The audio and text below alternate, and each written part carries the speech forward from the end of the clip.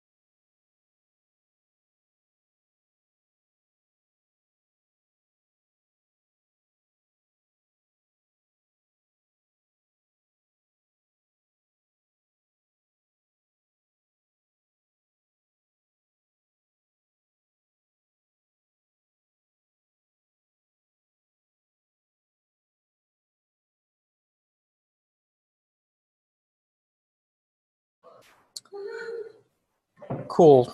We will get started in about 3 minutes, and then we'll get everything underway. But it looks like we have a good amount of content to get through today, so we won't wait too long for everyone to get joined.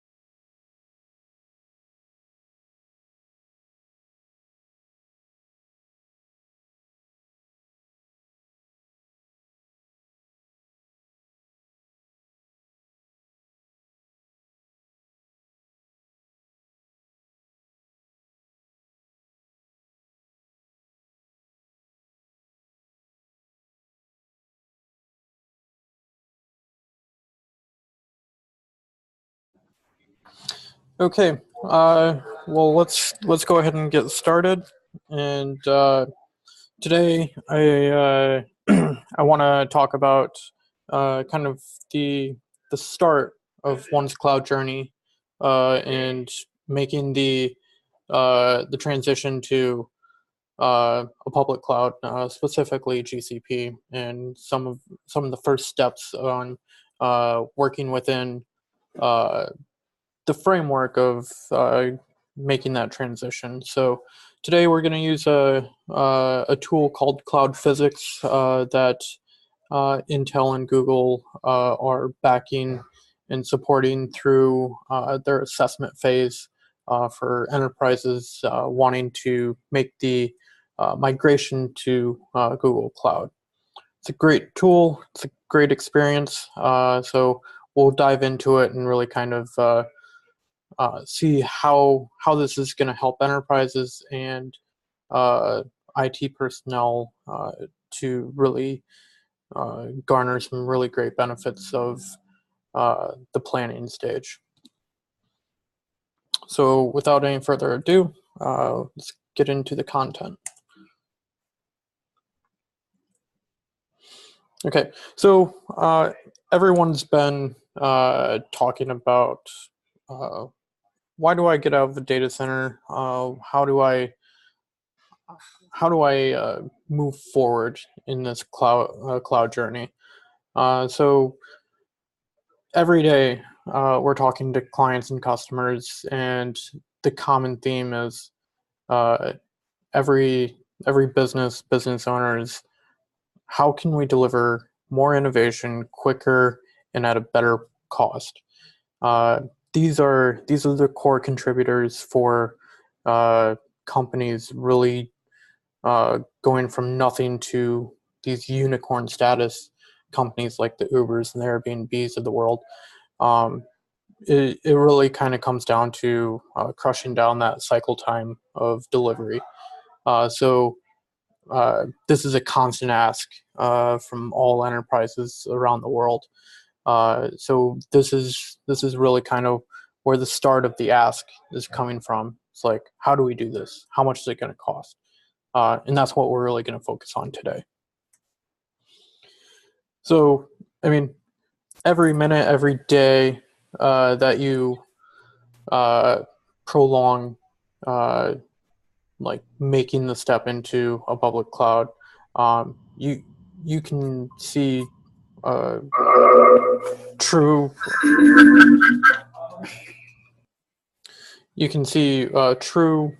impacts to your industry, your business, and your employees. So as you look at the timeline of the start of the process to the end of the process of actually starting your cloud migration, there's some key things.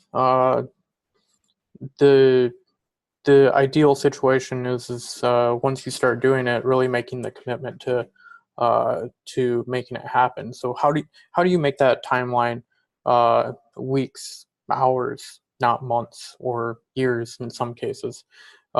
Because if it takes you a year to get to that decision that you want to make this migration, you're increasing the exposure for you and your company to be disrupted. I mean, it happened to the hotel industry with Airbnb. It happened to the taxi industry with Uber. It's happening on a day-to-day basis with new just-in-time services that are coming to the market. So it's a time of innovation. It's a time of disruption, and all of these companies that are providing disruption are companies, quote unquote, born in the cloud. So for enterprises to continue to be innovative and competitive in the market, this is a tool in their tool belt to really stand on their own and push forward.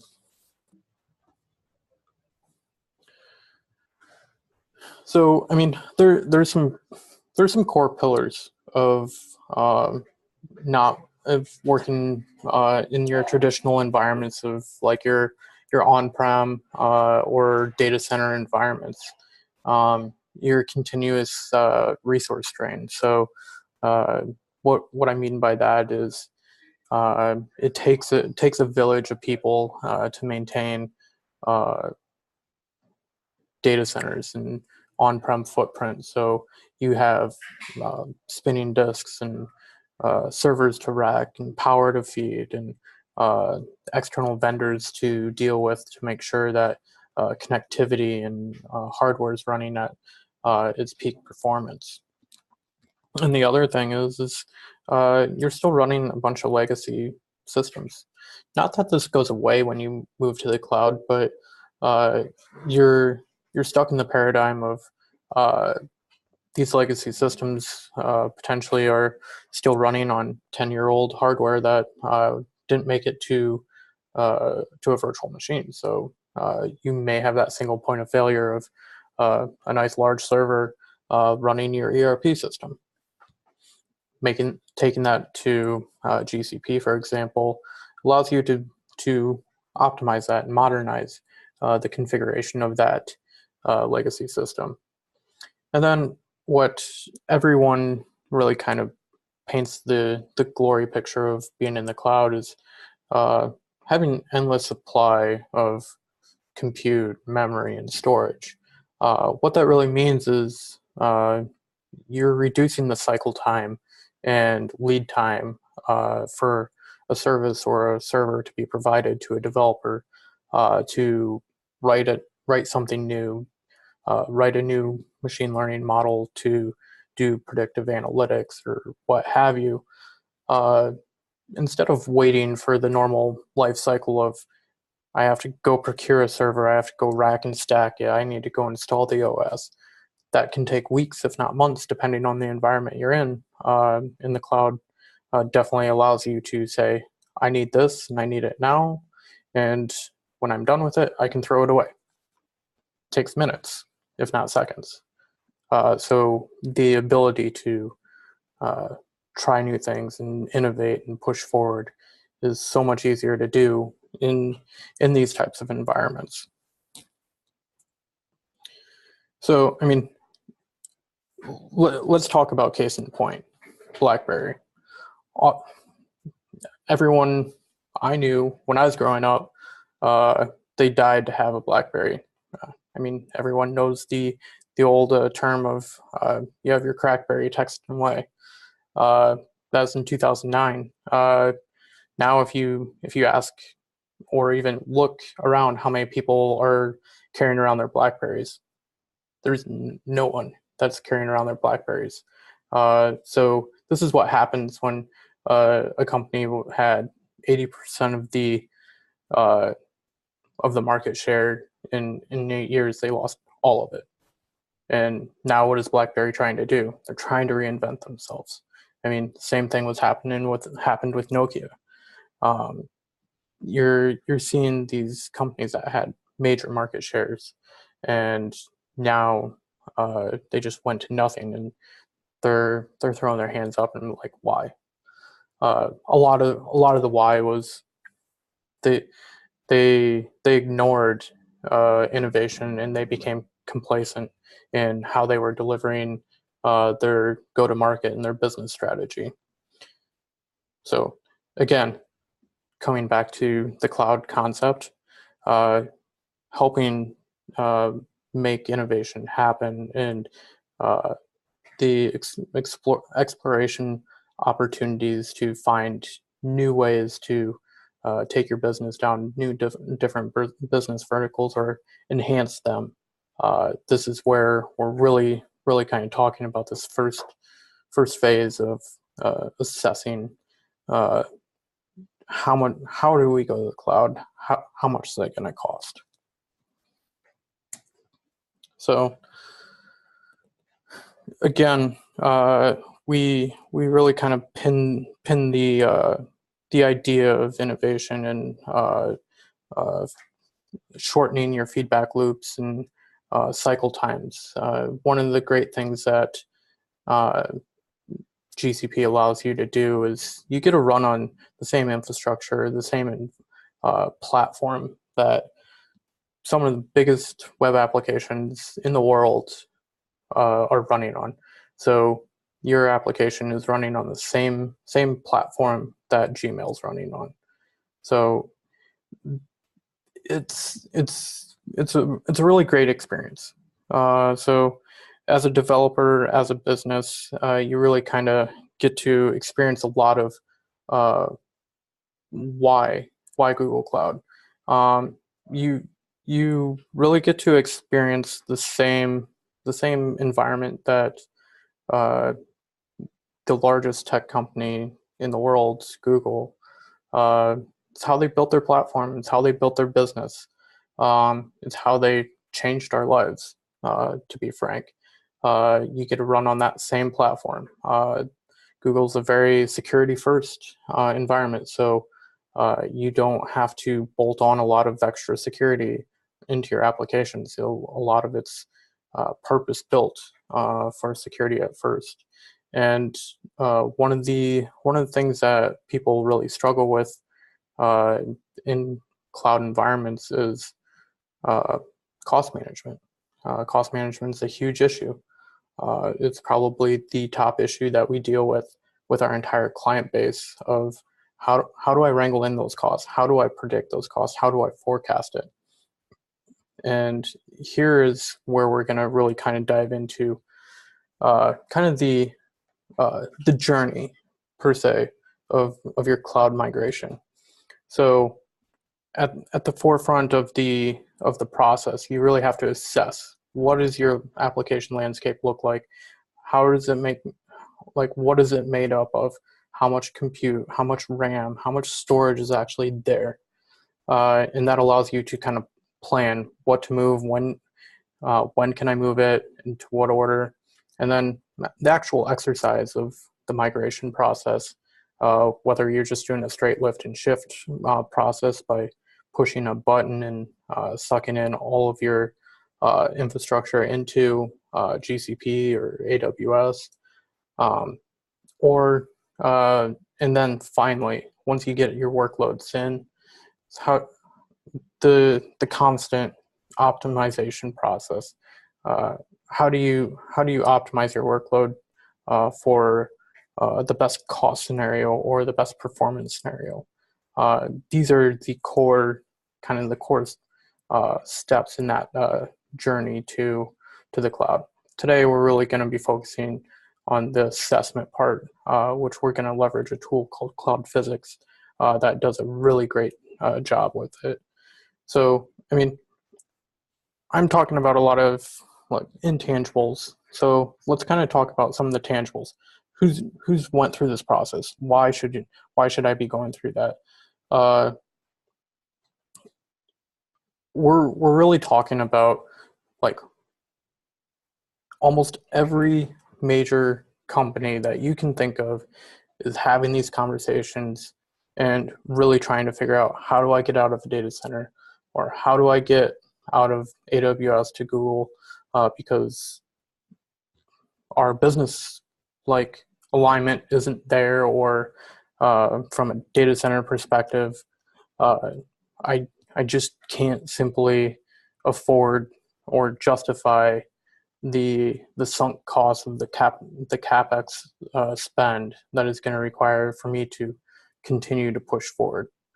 So, I mean, you're seeing some pretty large brands here: PayPal, Target, Evernote. These are all brands that we know that have made this leap, and it's time for you to really look at it yourself internally as a business and be like, why are we still in a data center? Is there a compelling reason why that is there? Most commonly, that compelling reason is time. Time and just understanding how the cost management portion works. So we're really going to address that question today. Going through the first phase of this journey and really going through the assessment portion, it's really kind of like three kind of portions and three steps of the process. So like the discovery of your application landscape. So deploying the tool out into the environment and doing the automated discovery, estimating the cost. So how much is this actually going to cost to run in GCP? And then assessing your workload. So how much CPU is actually being used, how much RAM is actually being used, how much storage is actually being used. So you're not you're not taking all the over provisioning that you did in the data center, so you didn't have to worry about it, and only taking what you actually need to the cloud. So there's three real core tools that kind of provide this type of insight. Cloud Physics, which we're going to talk about today, Cloudimize, which is another solid tool, and Stratozone, which is kind of goes into a deeper phase of the process and does some dependency mapping, but it's more useful for the second phase of actually the planning phase instead of the assessment. So we're going to really focus on Cloud Physics and just kind of giving you an idea of kind of what it looks like from a high level perspective of the differences between the tools. And the report that you get kicked out of Cloud Physics is really straightforward. It's really bottom line, like, this is what you're going to cost, this is what your existing costs are, and here's your savings. From my experience, having a short, concise, straight to the point, bottom line report, being able to put in front of a CFO and say, this is what I'm going after, these are the savings, are you on board with this? It's a great way to get executive buy-in and really kind of pushing the conversation forward. And you can see the other tools for this same conversation are a little convoluted, and it's a little harder for you to have that bottom line conversation. So why Cloud Physics? And I mean, here's the kind of value prop per se of working with us and taking this journey with us. So when you come to us and talk to us about this, you're going to get an assisted rollout of the discovery tool. Generally takes about 30 minutes to get into your environment and start doing the discovery. All the discovery from the tool is automated, so there's no ongoing maintenance or active maintenance that you have to do with the tool to start doing the configuration. So we'll have a 30-minute time investment to actually start getting this data put in play, and it takes about 7 days to get that valued information from all your data collection for just to get the data points in a place where you really understand what your workload looks like, and it's going to make the data mapping pretty solid. And then the other portion of this is it's going to give you a detailed migration instance size mappings. So what is in your VMware environment today? What does that map to tomorrow in GCP?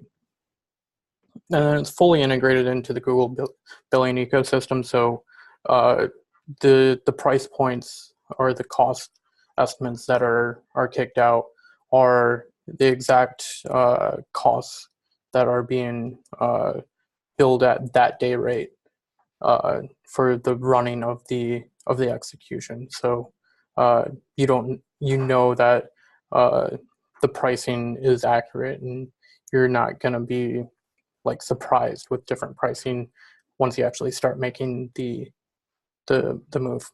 So part of this is a free 30-day assessment, but you have to work through us to get that 30-day assessment based off of our allegiances with Google Cloud, and Intel, and Cloud Physics that are backing this whole initiative.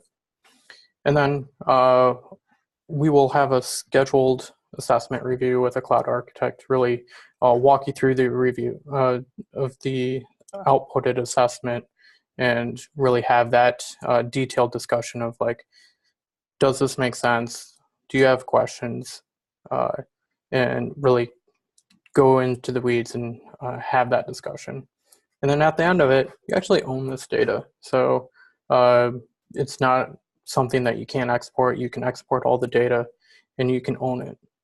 There's no investment from you as a consumer, but it is it is a great solution to really start these conversations.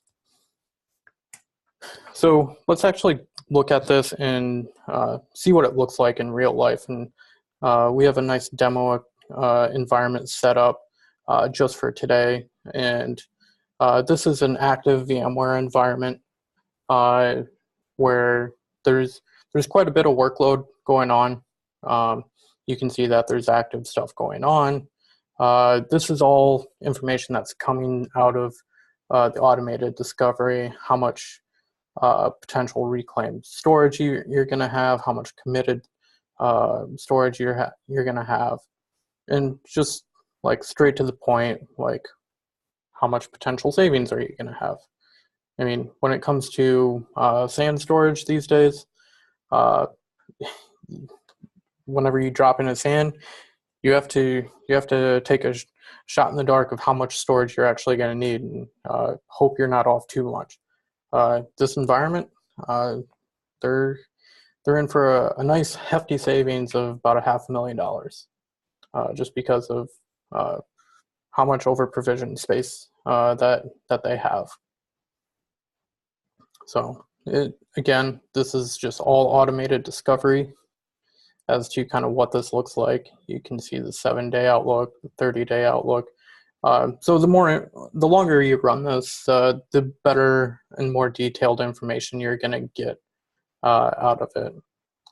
So let's go ahead and look at what the actual simulation looks like from moving to GCP, and how much your annual cost is actually going to look like. So there's a few things that will happen here, right? We're just going to look at a straight configuration right now, and to run this workload as is, just like straight lifting it, shifting it, same configuration, no right sizing or anything like that. It's going to be $1.8 million a year, estimated. So we can really kind of look at this and be like, okay, we know we're over provisioned, so let's really look at the 90th percentile or 95th percentile is of like what these actual machines are actually doing. And let's only look at machines that are actually powered on, not taking everything. I just cut this estimated cost of what you actually need to migrate by $800,000 in 2 seconds. This is the true value add of leveraging a tool like this to help you really dive into making these assessments of how much is it going to cost, what type of instance sizes. You can see the mapping here of like this VM just needs a F1 micro instance. This particular VM is a Windows Server 2012, and it only needs an N1 standard 2. And then you can see above that this other instance has a little bit of different usage profile. So it doesn't really meet the standardized instances. And this is a great thing with Google Cloud is you can provide a custom instance size to fit your workload's needs. And this is where you're going to see that extreme value right here of like this needs 6 CPUs and needs 26 gig of RAM and 500 gig of disk space. This is a great use case and a great value add of working within GCP and being able to really optimize your workload and being able to be customizable. You can't do that with any other cloud provider right now that I'm aware of to provide this granular of customization of your instance workloads. But I mean, you can just really see how this works, and you have support for both Windows and Linux environments as well. and you can see right away of like something workloads that that aren't supported. So you can instantly see that like these desktop OSs they're not gonna be able to migrate. So you can pretty much say, okay, this is the stuff that we as a company we need to address, or it's like, what are these things anyways? It's like, why are we running a Windows 7 VM? Could be a build server, for example. But that's kind of the arena that Cloud Physics is really going to help you kind of get into play. This is a lot of what I wanted to talk about today. If there's any questions, this is a great time for us to kind of take any questions and answer anything that you may have today.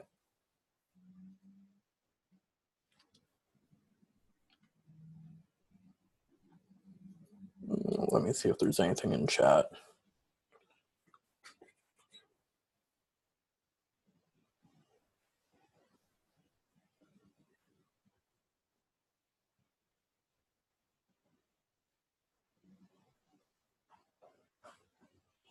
Okay, doesn't look like there's any questions today. So that's all we have for today, and we'll be doing another webinar next month. We will also be pushing out some additional content on our YouTube channel over the next couple of weeks. So please keep an eye out for that, and we will go ahead and get these slides published and get this out to you guys. Thank you.